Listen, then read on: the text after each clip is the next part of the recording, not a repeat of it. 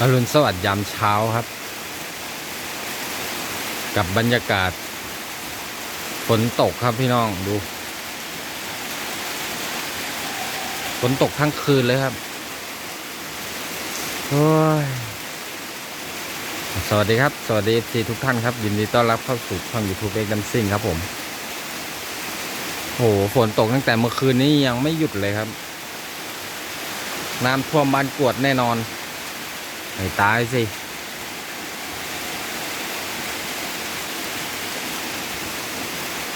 ฝนตกแบบนี้เราจะไปไหนได้เนี่ยทุกคน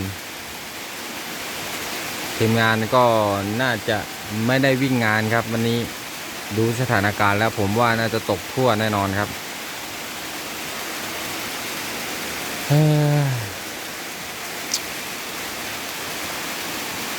หรือว่าจะไปหาตกปลาดีพี่น้องจะไปหาตกปลาได้หรอนี่บรรยากาศแบบนี้หรือว่าจะไปทำคลิปตกปลาดีครับทุกคนผมไม่รู้ว่าจะถ่ายคลิปอะไรให้ FC ได้ดูนะฝนตกบรรยากาศแบบนี้ผมว่าน่าจะตกทั้งวันนะ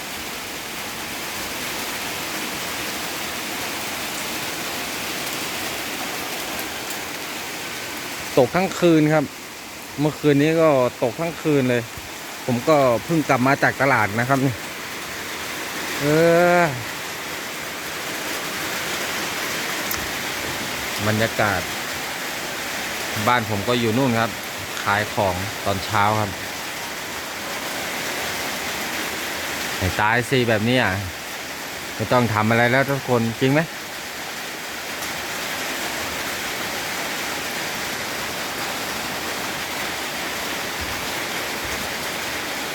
เมื่อวานนี้ก็ไปตกเบ็ดมาหรือว่าไปตีเหยื่อปลอมมาก็สนุกเหมือนกันครับเมื่อวานครับดีพลาดไม่ได้เอาขากล้องไปตั้งให้ FC ได้ดู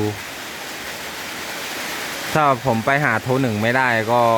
น่าจะถ้าไปหาทีมงานไม่ได้นะวันนี้ถ้าฝนหยุดประมาณสายๆก็ไม่แน่ครับอาจจะไปหาเวี่ยงเบ็ดเมื่อวานนี้ลูกพอกปลาชะโดขึ้นครับเดี๋ยวผมจะ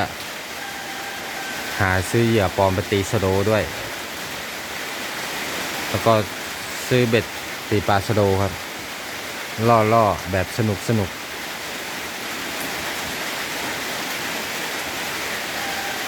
บรรยากาศแบบนี้โอ้โหน่านอนทั้งวัน ก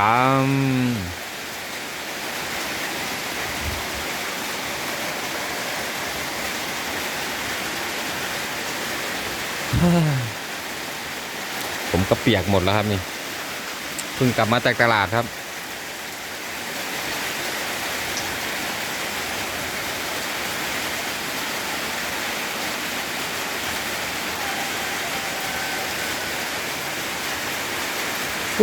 RC ตัวนี้ไหมไม่ได้สตาร์ทสักทีเลย RC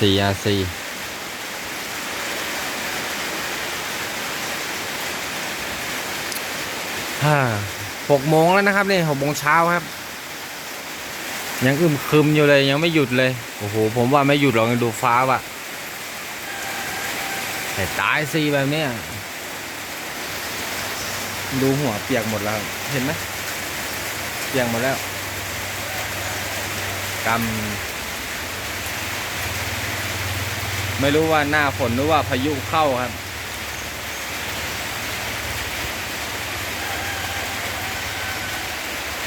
ที่อื่นตกไปเนาะ FC เนาะแต่ที่นี่ตกทั้งคืนเลยครับ น้ำท่วมบ้านกวดแน่นอนถ้าตกแบบนี้จะติดต่อกันนะ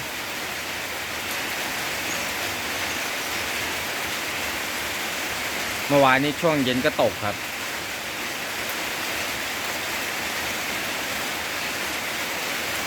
บรรยากาศแบบนี้ไม่อยากจะไปไหนเลย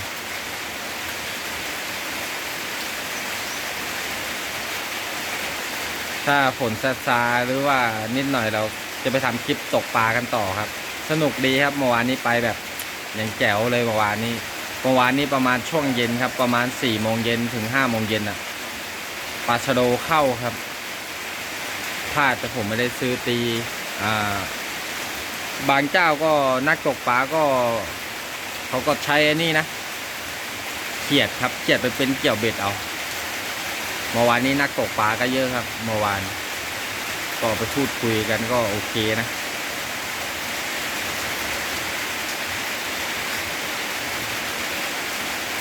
ช่วงเช้านี่เขาบอกว่ามันเข้าดีครับสายๆนี่ปลาลูกคอกมันมาผุดไม่แน่วันนี้เราอาจจะพาไปถ่ายทำก็ได้ครับเราก็ไม่รู้จะถ่ายคลิปอะไรให้ FC ได้ดูนะถ้าฝนตกอย่างนี้ทีมงานรถล้อวิ่งงานไม่ได้เราก็ต้องไปหาคลิปแบบนี้ให้ FC ได้ดูนะครับฝากติดตามด้วยนะครับผมอย่าเพิ่งเบื่อกันนะครับ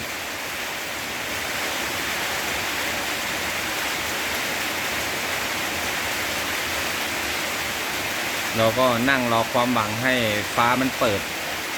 ให้ฝนมันหยุดตกนี่แหละทุกคน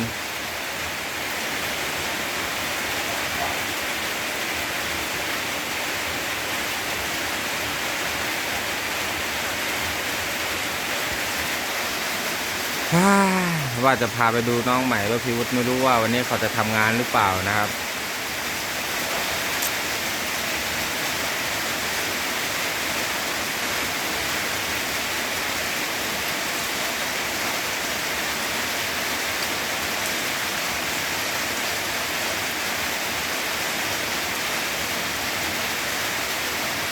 ฟ้าเริ่มแจ้งแล้วเริ่มแจ้งขึ้นเลย6 โมงเช้าครับตอนนี้ครับ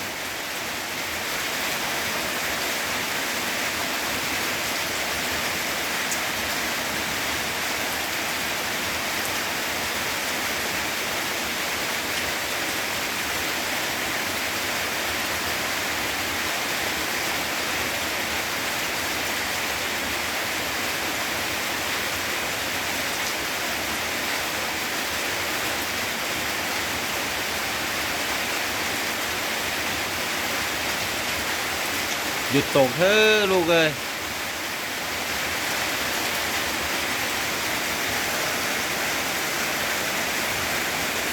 ฟ้าไม่เปิดเลยตกทั้งคืนครับบ้านกวดไปตลาดนิคมเมื่อกี้ก็ตกแรงเหมือนกันครับ